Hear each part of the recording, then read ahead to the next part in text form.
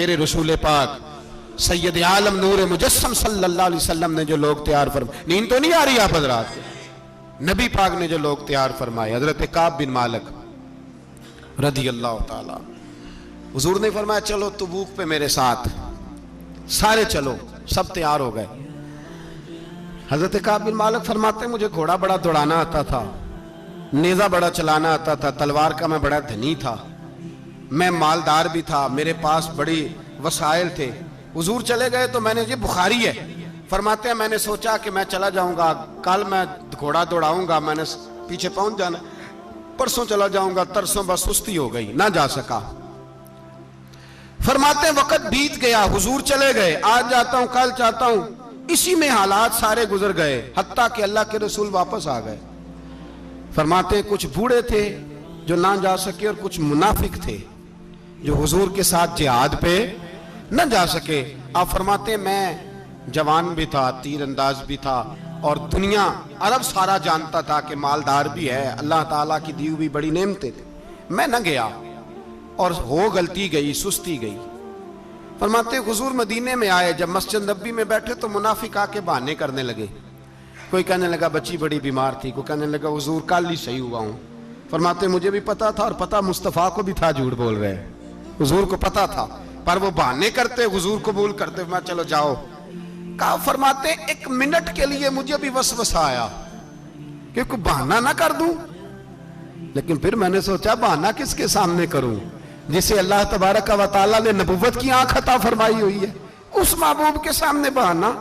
اس خیال آیا مسلمان نیک و بد پہچان جاتے ہیں، محمد آدمی کے دل کی باتیں جان جاتے ہیں، کدھر بہانہ کروں، حضور کو تو سارا پتا ہے۔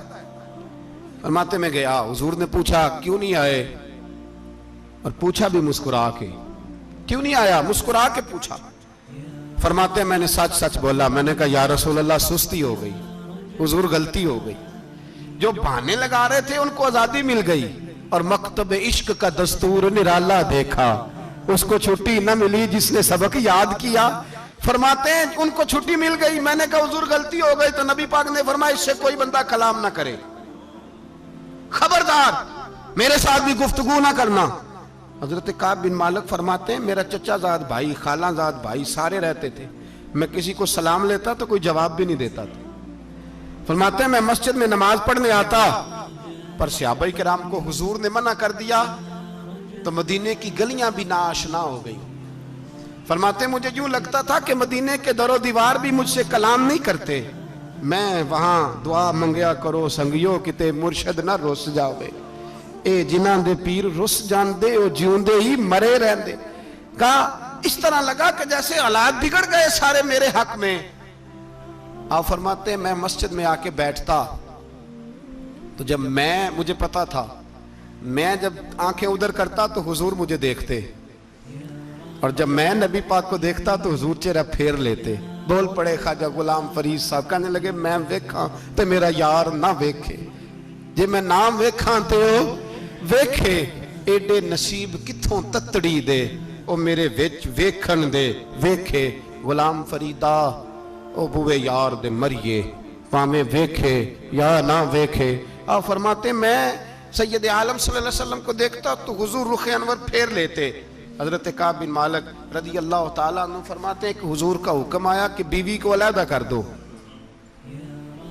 بار پہلے کوئی نہیں بات کرتا، اب کہا بیوی کو علیحدہ کر دو، تو میں نے کہا حضور طلاق دے دوں، فرمایا نہیں میکے بھیج دو، طلاق نہیں دینی۔ فرماتے ہیں بال بچہ بھی چلا گیا، نہ گھر میں کوئی نہ باہر کوئی، تنے تنہا۔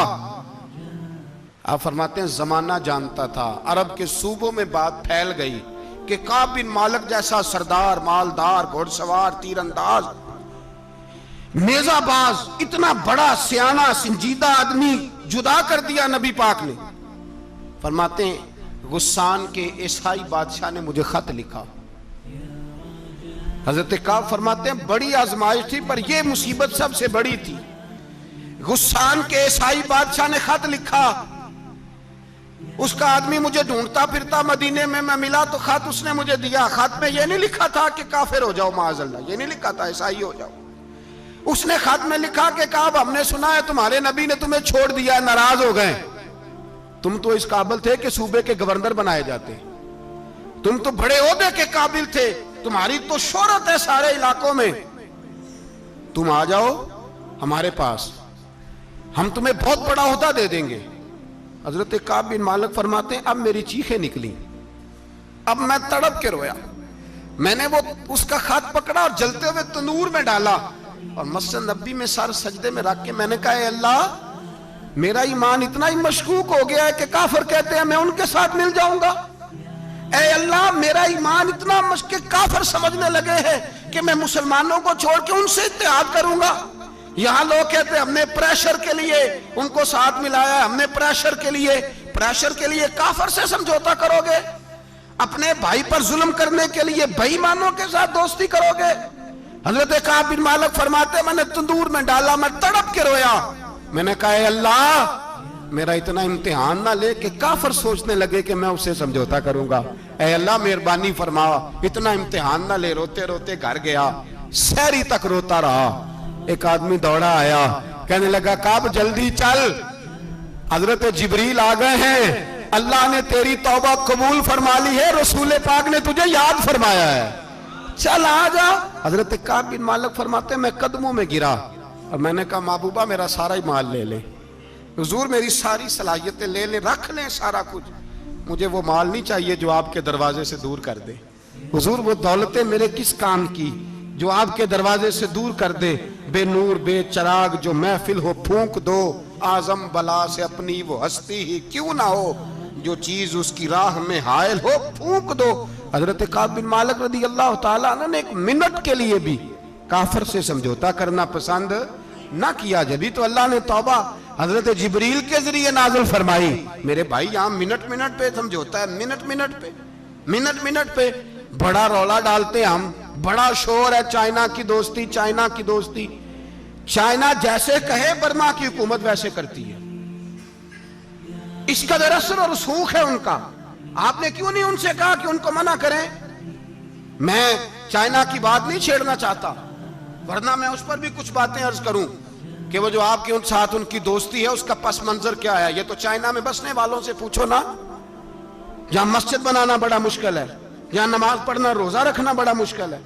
काहे की दोस्ती, किस तरह की दोस्ती? कुरान मजीद ने बयान कर दिया काफिर तुमसे राजी नहीं हो सकता हत्ता तत्तबिया मिल्लतहुम, जब तक तुम उनके दीन की पैरवी ना करो। उतनी देर काफिर राजी हो सकता तो मुसलमान कैसे राजी हो जाता है?